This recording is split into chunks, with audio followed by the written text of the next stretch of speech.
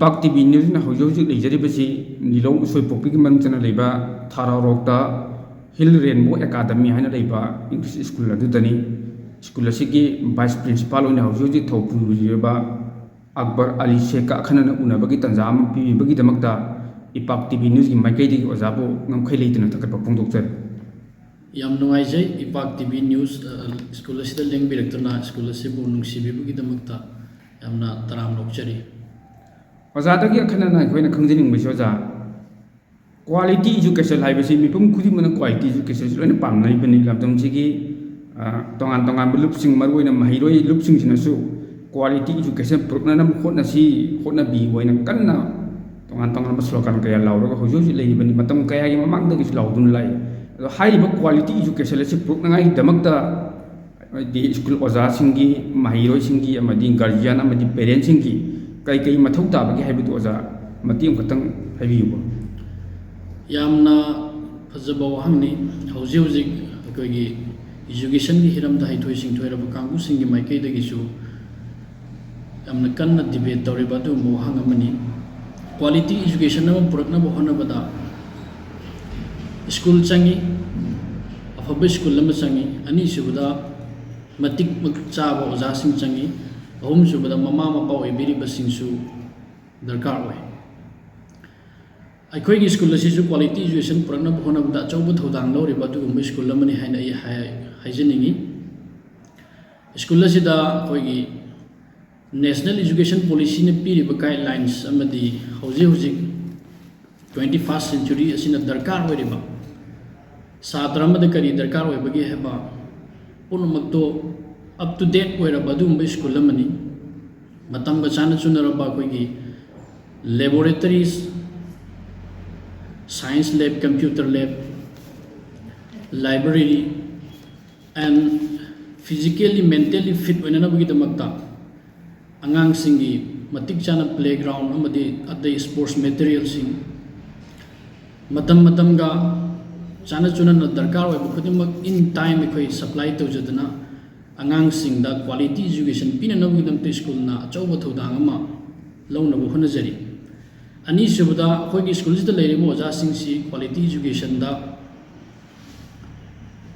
हेना खुमांग चाउसिन्ना provide तौबा याननबगिदमक्ता train already qualified and trained teachers ngakane koi school da leiri oja singsi. School asigi management committee na su matam chana yamna kupna yengsan biduna kari awan palak pagi oja singda haibada matam gi koi review sing tawjai loina na sahi amada yamdrabada amuktang di koi darkar oredi ani rak phawa koi tawba yawi camp and sessions, training sessions kamaina angang singa loina gadagi angang singbu kamaina bahab tahan gadagi akoina tambiribu laik lai susing se angang singna kamaina lausan mangam gadagi habagi matam ga chana chuna na khoi training sing piri school gi oja singda siga loina na ahum subada quality education pinana bu hona bada mama mapa gi su achauba thodang am lobu darkar oi. Khudam moina angang si sang nai ni school da yohonba mui mentally angang sing ji fit ohen badu mangang mama mapa ge choba thodang darkar oi. Kariguma mama mapa duna parents khudam moina father and mother ani sigi wakhalon do angang da mami tagani. Aduna mama mapa sing angang sing je school kawa matamda sound mind ge loina school kara ibra kadre ibra kari awat pa leiri haibse matam chan yengsan bi darkar oi. लोइनना हलाब मतुंगसु school दगी करी ngasi पिरकपगे करी task सिनरकपगे अमसुंग mama Mopa ओइना अंगांग सिगिदमक्ता करी तौफम थोकपगे हाइबदु कुमनि यंगसन बिरगा सिदि सही चुपा सुमाइना routine work ओइना तौबिरब मतुंगदा अंगांग सिंग से फगलकप ngambani. अदुना quality education अम पुरकनब होनबदा school अफब school सु दरकार होय. लोइनना ओजा सिंगसु अमदी ममा मपा सिंगसु पुन्ना अहुमक्सि चप मानना थौदांग पुमिनब दरकार ओइ हाइजनिंग एगी साइडतगी. याम नुंगाइजे ओजागी पकुमजी याम फजबा पकुमने. मखा तना ओजा स्कूल की माइकैरोम दा मुक लाक्सगे. ओजा होगी स्कूल हिल रेनबो एकाडेमी से Koyna ताजबदा boarding school ne su ta je oja ado hojik hojik boarding da school si go ina mahiro apunba mahiro na kaya mu leira bagi aduga boarding da na kaya mu leira aduga school si apunba satra school si tamni ba mahiro khudimak si boarding compulsory oibra halbiti matang bi so wafam kitang thambi yamna chumbo hangni mayamna su yam toina hangdana leirawa adum hangamani school si ahanba lingkhalpa matamda 2016 sida koi ahanba da residential school khatang oirami matamda day scholar chhatra singa koi admission lawjaramdi adubu hojikti animak leire residential amadi day scholar chhatra singa animak ki tambagi khudong chaba pijari aduga from pre nursery dagina class 10 phawbasigi manungda lower section da khudam oina koi class 1 5 phawbadi koi day scholar khatang oise aduga 1 gi mathak dagi di residential boarding legido wangang singidam ta khudong chaba pijari ani makta koi day scholar karaki haitarasu aduga wangang sing tambe agani amasung residential oining ba aduga wangang singisu koi special moigi facility sing provide toroga haire wangang singdum matik chana yum da hekta leibada phangba aduga facility sing adu pinana ba haidana school sina thorang tawjari mes ki patang ki doja kai kai ka maina haibidi mahiro sing na pa ma mong de pi di bra kai haidi kai anjang dagi haibidi matang ko wafam kitang thambi hoi si boarding haraga hekta koi atop boarding sing da kai da to boarding sing da di sing na hawai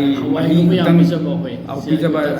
hawai da ning yoro me haiba gumba chak ta su chak nam thi ba ngarang i chajik pi sei haiba gumba adum madum ka yam theng nei boja aswa sigi matang ki to ja wai gi school sigi mes ki matang si kyam bajana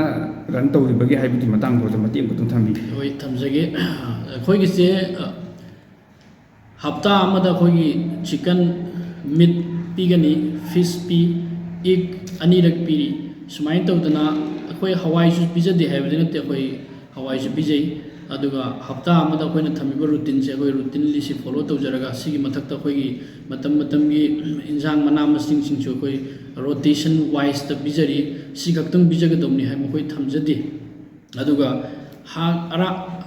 manam namthi ba natraga sigum pochidi akhoi ni su saning da poni da akhoi na saning da pot khoi angang sing da bijab ge khoi da wakhalon du lejadi kana gum sing na pam ta ra any time da laga akhoi gi mes hall da any time da sanction biraga khoi chari bu kari bijari ge hai du masamak na yeng bibiya na si kudong chaba khoi bijagani mahiro ya pun ma sing ti amuk le ragyo ja school siki matang school siki hoina residential students khoi around 100 phawba smaina 100 bed khoi provide to jare aduga day scholar gi di akak na balaite laibom khoi admission lojagani aduga hoji phawda lerise around 500 kumba khoi school da leiba hojare makatan oja da khungjaning basi manipur da leiba private school makai maruina muslim school makai da Arabic system se subject amoi noin hapnari Arabic ki ai to Quran ki ai masi tongan mo oja ustad thamaga yam kanna hotna ye to school kaya ta so adu oja gi hilren bo academy si ta so hai ba facility si phangni hai ba pauta je adu oja ki hilren bo academy da hai ba Islamic education ki matang namaz ki matang kai ki matang si kan ma ina ran to bi hai bi matang do Muslim school la moina mai kising ta yamna khoi gi Islam da su darkar oi ba hairi ba ngang sing je yum da leitar de maktab karaga na tra to ba mafam sing dam tamgado ba mai sing do khoi school da residential oina leira ba du mangang sing da khoi nubi macha sing gina ustani tuman ustani ma thamjari aduga nipa macha sing gina ustad alim thamjaraga makhoi gi darkar oi education pi da ba da ba sigi se nongmada pung ama makhai di Arabic ki class ki damok ta khoi pijai siga loina na class 5 ki mathak ta tamma sahi tara gi mathak ta tara yoro ba ngang sing damak ta din namaz son ba si compulsory ni Islam na su pami ba sahi tara gi mathak ki ngang sing din namaz son halu haibdo adu khoi si school si chap chana khoi pangthok chari hairi bu leiri ba alim sina ꯑꯍꯤꯡ ꯅꯨꯡꯊꯤꯜ ꯂꯩꯖꯔꯒ ꯅꯃꯥꯖ ꯃꯇꯝ 5ꯁꯦ ꯑꯩꯈꯣꯏ ꯁꯣꯟꯅꯅꯕ ꯃꯈꯣꯏꯗ ꯈꯨꯗꯣꯡꯆꯥꯕ ꯄꯤ ꯑꯌꯨꯛꯀꯤ ꯃꯇꯝꯗ ꯍꯧꯗꯣꯛꯄꯤ ꯁꯨꯃꯥꯏꯅ ꯁꯤꯒꯤ ꯅꯃꯥꯖ ꯃꯇꯝꯁꯤꯡꯁꯤ ꯄꯤꯔꯒ ꯁꯤꯒꯤ ꯃꯔꯛꯀꯤ ꯃꯇꯝꯁꯤꯡꯁꯤꯗ ꯑꯩꯈꯣꯏ ꯁ꯭ꯇꯗꯤ ꯑꯋꯥꯔꯁꯤꯡꯗ ꯁꯦꯗꯨꯜ ꯁꯦꯝꯖꯔꯕ ꯃꯇꯨꯡꯗ ꯅꯃꯥꯖꯁꯨ ꯀꯥꯏꯗꯕ ꯑꯃꯗꯤ ꯖꯦꯅꯔꯦꯜ ꯏꯖꯨꯀꯦꯁꯟꯁꯨ ꯃꯇꯤꯛ ꯆꯥꯅ ꯐꯪꯍꯟꯕ ꯑꯗꯨꯒꯨꯝꯕ ꯁ꯭ꯀꯨꯜ ꯑꯃ ꯑꯣꯏꯍꯟꯅꯕ ꯄꯥꯟꯗꯝꯗ ꯑꯅꯤꯃꯛ ꯆꯠꯊꯖꯔꯤ ꯅꯃꯥꯖ ꯁꯣꯟꯕ ꯌꯥꯎꯗꯕ ꯃꯍꯩꯔꯣꯏꯁꯤꯡꯗ ꯑꯣꯖꯥ ꯑꯩꯈꯣꯏꯒꯤ ꯅꯃꯥꯖ ꯁꯣꯟꯕ ꯌꯥꯎꯗꯕꯒꯤ ꯗꯟꯗꯤ ꯄꯤꯕꯒꯨꯝꯕ ꯃꯈꯣꯏꯗ ꯄꯅꯤꯁꯃꯦꯟ ꯄꯤꯕꯒꯨꯝꯕꯗꯤ ꯂꯩꯕ꯭ꯔꯣ ꯑꯣꯖꯥ क्लास 5 की मथक्ता लाब आगांसिंगदमकदि अखोई पनिशमेंट पी नुमित खुदिंगी अखोई मतम 5 से रेगुलरली रोल कॉल तौजगनी अदुगा करिगुम एब्सेंट ओइब तारदी मा अनाबन मरम ओरगे एब्सेंट ओइरिब नत्र करिगुम रीजनेबल ओइब मरम दगी एब्सेंट ओइब तारदी अखोई एक्सक्यूज तवी अदु नतब मरम लेतना एब्सेंट ओइब अदु नमाज यावदब आगांसिंग अखोई पनिशमेंट पिजे अदु क्लास 5 की मखादा तंबा क्लास 1 2 3 की आगांसिंग दगिसु कना कनागुम सिंह थवाई यौजदना नमाज सोनगे हैना चंग पांगांग सिंगदमतसु अखोई इनकरेज तौबी अदुदो नमाज सोनबा हाइबिसे मस्जिद सोनबना यामबना हेना मयाना पामने स्कूल सिगु ओइबा तोंगानबा मस्जिद अमा लेबिरब्रो जा अखोई स्पेशल रूम अमा नमाज के दमत खाक अगा थमजरी नमतम 5 के आंगांग सिंह से अखोइना सोरोक्ता मस्जिद पुथोगा चलहनबदी याम फब थबने दु लेरिबो सिचुएशन सिदा आंगांग सिंह मपान याम तोइन पुथोबो मतम 5 मु पुथोबदा लाइक ले शुद्ध कितंग अकायबो ओइगदरा हन खंजरगा स्कूल असिगी मनुंगदा अखोगी नमाज के दमत रूम स्पेशल रूम थमजरगा हाइरिबो रूम सिदा मतम 5 की नमाज सोलली अदुगा जुमा के दमत दे अखोगी अनकपा अखोगी स्कूल सिगी मनाकता लेबा मस्जिद सिंग दे चलगा अखोई नमाज मोगी उस्ताद का लोइना पुन्ना चललगा अखोई सोन मिन्नाले याम फजे ओजागी हिल रेनबो एकेडमी सिदा इस्लामिक स्टडी अमदी जनरल एजुकेशन की मतंग तौरिबा सिलांगी कयासना मरम ओइरगा महिरो सोइदना अनबो महिरो कया संगकनि हाइबि थाजबलै हाइबा थबक सिमक तुंग कोइन पांथोप ngam han बिसन जा ओजा तगी मखाताना खंजनिंग बिसो जा हौजिक सही कुमजा 2025 लोइग्रे 2026 हौग्रे अदो सही हौबगी बतम सिदा स्कूल सेसल हरमदा सिदा ओजा महिरो सि अटोप स्कूल अमदगी स्कूल अमदा नत्रगा अनौब महिरो चंगपगी ओइबो तंजा दनि जो ओइबे सोजा स्कूल असिना तो स्कूल असिना महिरोसिंदा पीरिबा तोंगान तोंगान खुदुंजाबा कया लेरंबनी खल्लेजा हाइबो खुदुंजाबा सिंदु कई कई नो हाइबो जो म्याम देफेट खंगहनबियो होय सेशन हरपो मतम सिदा स्कूल खुदिंग मगना सुमागी मागी खुदुंजाबा सिंग बिजरी तो हाइरिबा म्याम पिनरिबा खुदुंजाबा सिंग दखोई स्कूल दसु लोइना मक पीरी सिगी मथकदा हेन बोइना खोइगी प्री नर्सरी तमक पांगांग खुदिंग मक से खोइ विदाउट एनी एडमिशन फीस ते एडमिशन तहनजगनी एडमिशन फीस अमा फो लौजदे अदुगा फैमिली अमदा आंगांग अहुम तमकबा अदुगुम्बा आंगांग सिंगिदमक्तदी अखोइगी अहुम सुबा आंगांग दो अदुगी एडमिशन फी अखोइ लौजदे असुमाइ तौदना रैंक लेप आंगांग सिंगी तोंगान तोंगान फैसिलिटी सिंग अतै स्कूल द पीबगुम खोइदसु पिजरी अदुगा ऑर्फान स्टूडेंट सिंग मपा लेत्रबा नत्रगना ममा लेतबो तरसु अदुगुम आंगांग सिंगी स्पेशल कंसीडरेशन अखोइ डिस्कशन तौर मतुंगदा हाफ ऑफ एडमिशन फीस खतंग ओइना लौजगनी हाफ अमदे खोइ ताबिगे असुमाइना free special classes for weaker students अतोप स्कूल तगी नौना लाक बांगांग सिंग हाना खोइ स्कूल द लेरि बांगांग सिंग सिगा येंगना मतमदा असोन बांगांग सोइ करी करी गुमदा यावरक पे यावी दगुम्बा यामना सोन बांगांग सिंग दमकदा खोइ स्पेशल क्लास जनवरी लोइसलकपदगी फेब्रुआरी मार्च अप्रैल सिफावजे था अहुमसदा खोइ स्पेशल क्लास मखोइगी दमकदा थमगनी सि थमब मतुंगदा करिगुम्बा इम्प्रूवमेंट लाक्तारदि मैम रेगुलर क्लास दा अमुका मैम सात्रसिंग पुनः फमनजगनी अदुगा करिगुम्बा सिंग अदुदसु अमुका सोनबा तारदि मखा ता मखोइ डिसीजन डिस्कशन तौरब मतुंगदा मखोइगी दमकदा तोंगान एक्स्ट्रा अखोइगी क्लास लौनबा खुदुंचाब पिजरी सिगा लोइना लोइना ना अखोइसि रेगुलरली क्रो करिकुलर एक्टिविटीज है तारे स्टेज फेयर आंगांग सिंग द लेतनबा सुमाइन तौदना नुमित खुदिंग अखोइगी प्रोग्राम सिंग स्टेज द आंगांग कमाइना प्रोग्राम उटकदगी शो तौगदगी स्टेज कमाइना कागदगी स्टेज फेयर छात्र सिंग द लाइबसे कमाइना मुथतकदे लौथोकदगी हाइबगी सिगी अखोइ पांदमदा आंगांग खुदिंग मक अखोइ खुदोंचाबा पीरगा असेंबली सेशन अखोइ मोहिगी दमकता तोंगान सिगी स्पेशल प्रोग्राम नुमित खुदिंग अखोइ थमजै वीक अमदा अखोइ नुमित मरीनी दगिना मंगानी तरुकनी फावबा अखोइ थमी अदुगा मरीनी दगिदि तादना अखोइ थमजरी हाइरिबा आंगांसिंगसे कमाइन तौरगा स्टेज फेयर अमदी पब्लिक स्पीकिंग प्रोग्राम सिंग कमाइना उटकदगी हाइबगी हेना खुदोंचाबा पिजरी ꯌꯥꯝ ꯅꯨꯡꯉꯥꯏꯖꯩ ꯑꯣꯖꯥ ꯑꯗꯣ ꯍꯧꯖꯤꯛ ꯍꯧꯖꯤꯛ ꯑꯣꯖꯥ ꯁ꯭ꯀꯨꯜꯁꯤ ꯍꯤꯜ ꯔꯦꯟꯕꯣ ꯑꯦꯀꯥꯗꯃꯤꯁꯤ ꯑꯣꯖꯥ ꯀ꯭ꯂꯥꯁ ꯀꯌꯥꯗꯒꯤ ꯀꯌꯥ ꯐꯥꯎ ꯂꯩꯒꯦ ꯑꯣꯖꯥ ꯍꯤꯜ ꯔꯦꯟꯕꯣ ꯑꯦꯀꯥꯗꯃꯤ ꯉꯁꯥꯏꯁꯨ ꯑꯩ ꯃꯔꯛꯇ ꯄꯟꯖꯈꯤꯕ ꯑꯩꯈꯣꯏ ꯄ꯭ꯔꯤ ꯅꯔꯁꯔꯤꯗꯒꯤꯅ ꯀ꯭ꯂꯥꯁ 10 ꯐꯥꯎꯕ ꯑꯩꯈꯣꯏ ꯑꯦꯗꯃꯤꯁꯟ ꯂꯧꯖꯔꯤ ꯍꯥꯏꯔꯤꯕꯁꯦ ꯑꯩꯈꯣꯏ ꯕꯣꯔꯗ ꯑꯣꯐ ꯁꯦꯀꯦꯟꯗꯔꯤ ꯏꯖꯨꯀꯦꯁꯟ ꯃꯅꯤꯄꯨꯔꯗꯅ ꯔꯤꯀꯣꯛꯅꯥꯏꯖ ꯇꯧꯕ ꯑꯗꯨꯒꯨꯝꯕ ꯁ꯭ꯀꯨꯜ ꯑꯃꯅꯤ ꯀ꯭ꯂꯥꯁ 10 ꯐꯥꯎꯕ ꯑꯩꯈꯣꯏ ꯑꯗꯨꯝ ꯔꯤꯀꯣꯛꯅꯤꯁꯟ ꯇꯧꯖꯔꯦ ꯁꯤꯗ ꯑꯦꯗꯃꯤꯁꯟ ꯇꯧꯕꯤꯕ ꯌꯥꯒꯅꯤ ꯑꯣꯖꯥ ꯍꯧꯖꯤꯛꯁꯦ ꯃꯅꯤꯄꯨꯔꯗ ꯂꯩꯔꯤꯕ ꯇꯣꯉꯥꯟ ꯇꯣꯉꯥꯟꯕ ꯃꯍꯩꯔꯣꯏ ꯂꯨꯞꯁꯤꯡꯅ ꯃꯔꯨꯑꯣꯏꯅ ꯁꯥꯏꯟꯁꯀꯤ ꯀꯝꯄꯤꯇꯤꯁꯟ ꯃꯦꯠ ꯀꯝꯄꯤꯇꯤꯁꯟ ꯖꯤꯀꯤ ꯀꯝꯄꯤꯇꯤꯁꯟ ꯃꯌꯥꯝ ꯇꯧꯅꯔꯤ ꯑꯣꯖꯥ ꯑꯗꯣ ꯍꯥꯏꯔꯤꯕ ꯀꯝꯄꯤꯇꯤꯁꯟꯁꯤꯡꯁꯤꯗ ꯁ꯭ꯀꯨꯜꯁꯤꯒꯤ ꯑꯣꯏꯅ ꯑꯣꯖꯥ ꯃꯍꯩꯔꯣꯏ ꯁꯔꯨꯛ ꯌꯥꯎꯔꯕ꯭ꯔꯥ ꯌꯥꯎꯔꯒꯅꯕꯨ ꯃꯍꯩꯔꯣꯏ ꯍꯥꯏꯔꯤꯕ ꯇꯣꯞꯄꯔ ꯂꯧꯔꯛꯄ ꯃꯍꯩꯔꯣꯏꯒ ꯂꯩꯔꯕ꯭ꯔꯥ ꯍꯥꯏꯕꯒꯤ ꯃꯇꯥꯡꯗ ꯑꯣꯖꯥ ꯈꯤꯇꯪ ꯄꯟꯕꯤꯌꯨ ꯃꯇꯝ ꯃꯇꯝꯒꯤ ꯂꯥꯛꯏꯕ ꯀꯝꯄꯤꯇꯤꯁꯟꯁꯤꯡꯗ ꯑꯩꯈꯣꯏ ꯁꯔꯨꯛ ꯌꯥꯍꯟꯖꯩ ꯑꯩꯈꯣꯏ ꯃꯩꯇꯩ ꯃꯌꯦꯛ ꯀꯝꯄꯤꯇꯤꯁꯟꯗ ꯑꯩꯈꯣꯏꯒꯤ ꯔꯦꯡꯛ ꯂꯧꯔꯛꯄ ꯑꯗꯨꯒꯨꯝꯕ ꯑꯉꯥꯡꯁꯤꯡ ꯌꯥꯎꯈ꯭ꯔꯦ ꯁ꯭ꯀꯨꯜꯁꯤꯒꯤ ꯑꯁꯨꯃꯥꯏꯅ ꯃꯦꯊꯃꯦꯇꯤꯛꯁ ꯀꯝꯄꯤꯇꯤꯁꯟꯗ ꯔꯦꯡꯛ ꯂꯧꯔꯛꯄ ꯑꯗꯨꯒꯨꯝꯕ ꯑꯉꯥꯡꯁꯤꯡ ꯃꯃꯥꯡꯒꯤ ꯆꯍꯤꯁꯤꯡꯗ ꯌꯥꯎꯈ꯭ꯔꯦ